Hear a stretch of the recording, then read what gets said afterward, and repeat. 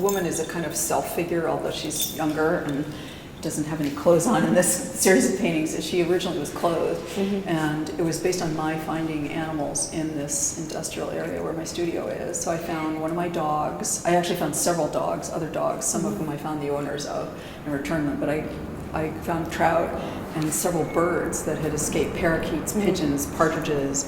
And so I thought, this is kind of this weird, surreal environment where you actually could have a kind of innocent exploration of a sort of ruined nature and find animals. And so I based this series called Runaways on this woman who has adventures with dogs and birds. That she comes across. And so it was a little bit based on, I mean, my own experience was certainly the catalyst for it, but I used it as a jumping off point then for this series in which I took her clothes off and she became a different protagonist, one who referenced bathers, goddesses, things from the Bible, from antiquity, from other people's art and art history, from mythology. I mean, anytime there's a female figure in a painting who's nude, there's a whole history behind that. And I thought that by providing a kind of contemporary setting, but nonetheless with a drama that seemed to enact older myths and stories, that it would be an interesting subject. And it advanced my own project, which was to have this female protagonist in a kind of powerful but also slightly vulnerable role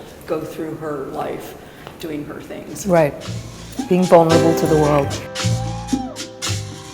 I've heard people say that this isn't work that could have been painted by a man. Now, how they know that, I don't know, because I'm too close to it. But I feel that she's, it comes from my own place of feeling strong, but also, slightly vulnerable as one is in the world. And I hope that it reflects my perspective and that taps into something more universal. I don't think I'm doing them as images of delectation for men. There's that I definitely am not into. And I don't think that comes through, but since I'm the author, it's hard always to say how it's being read.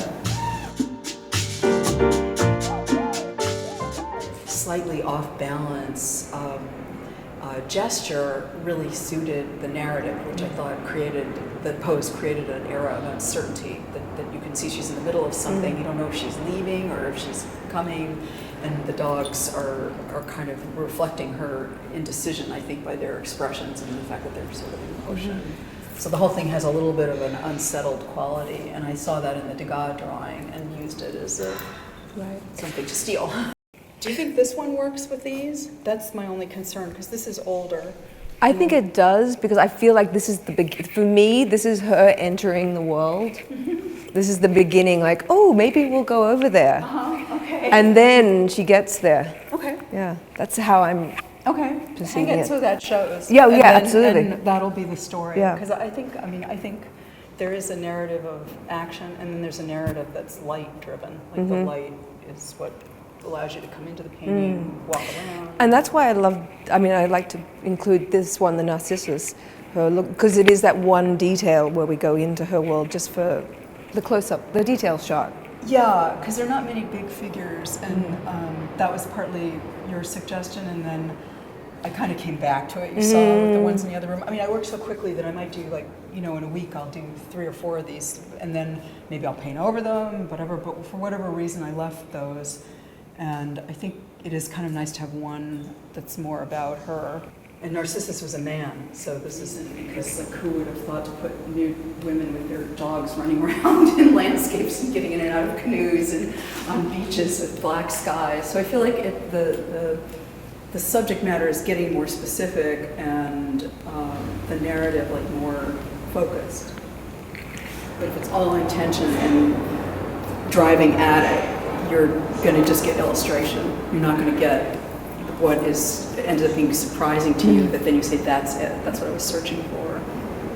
It's not like you're searching for something you have no idea about. It's that you put a bunch of balls in play, and because of your technique and skill and understanding of the medium, you are forcing something to happen and then remaining open to it when you see it happen, which you hope it does eventually So I feel like that's become really strong for me, that I understand that that's where I have to go in terms of process. Especially with the dogs, I feel like I get their expressions and the way they stand and do things because I just know what they're about. And the abbreviation really is my rendition of them, that there's no one who's really painting, especially these animals, quite like I am. The figures, I think, are coming along as part of that. But we have much more ideas about what figures look like, I think, than animals, so that's a more difficult task. I'm really excited about showing at the Lodge. I grew up in Pasadena. I'm a fifth-generation Californian. My family came out in the gold rush. I'm just thrilled to be part of the LA art scene to this extent as it comes into this new flowering. When I was growing up, there weren't that many galleries in LA, and the private museums that have now flourished didn't exist. So there was the Pasadena Art Museum was not owned by Norton Simon then, and had a very avant-garde program. It was an incredibly cool place that I spent a lot of time at and became familiar with a lot of artists' work from the 60s, like Robert Irwin and John Copeland's. And there were fantastic things going on there. That also sunsetted, I think, as the community probably is too conservative to support it. And it's a wonderful museum now that Norton Simon has it, but that was a big part of my growing up. And I grew up on the Caltech campus because my father was the president of Caltech, and there was a really cool gallery called Baxter Art Gallery, which programmed Ed Keenholz and Bruce Conner and lots of other interesting artists who were working in Los Angeles at that time. So I had this exposure. That's really, so long ago, and now I've come back in the form of a show, and it really is fun to see how things have moved along since those early days that I remember.